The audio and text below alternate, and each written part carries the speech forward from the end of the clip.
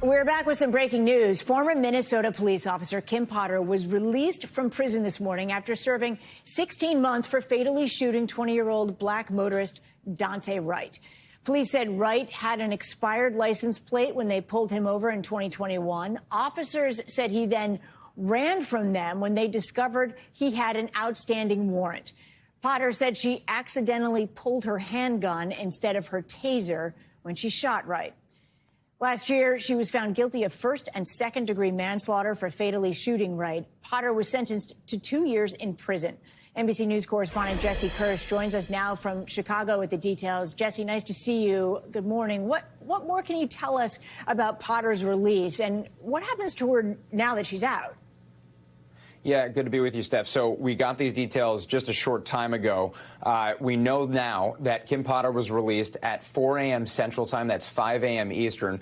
And we're told that during her supervised release, she will be spending that time in Wisconsin. Remember, obviously this occurred and the trial was in Minnesota, but she's going to be spending that supervised release in Wisconsin. We're told she has to report where she's living, what she's doing. She can have unannounced visits from officials. She can be drug and alcohol tested, and she cannot possess a firearm. She cannot have a gun. They say she can't even be in the presence of a gun. That's what we got from the State Department of Corrections a short time ago. And again, obviously this is a fluid situation. We were waiting to find out when she would be released. We knew it was expected today. We weren't given a specific time because of safety concerns, and we now know that she has been released according to the state. You know, Wright's death sparked days of protest in 2021. Were there any concerns over Potter's safety when she was released this morning?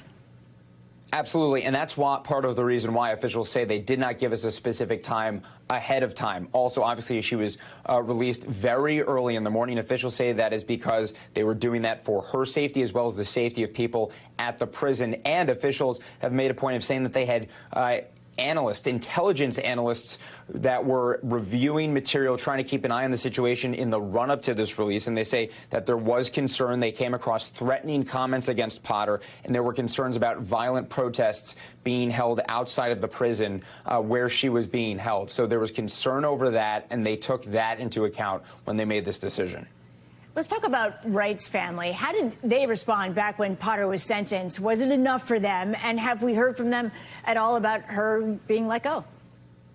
Yeah, so first of all, the family, when the sentence was announced, was not happy with that decision.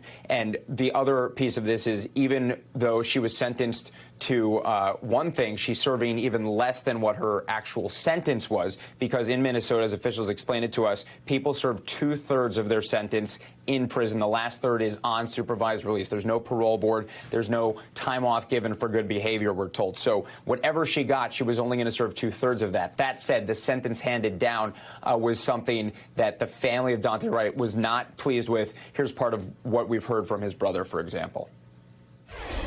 Words from my parents is basically saying that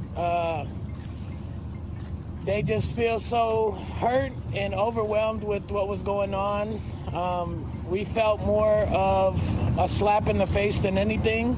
We feel like there should have been more time handed out to Kim Potter in this case. Nothing that we can do can change the fact that, you know, Kim Potter murdered our brother. And again, Steph, at this point, she has been released from prison and served less than what she was actually sentenced because of the rules in the state of Minnesota, Steph. All right, Jesse, thank you for staying on top of it. We appreciate it. Thanks for watching our YouTube channel. Follow today's top stories and breaking news by downloading the NBC News app.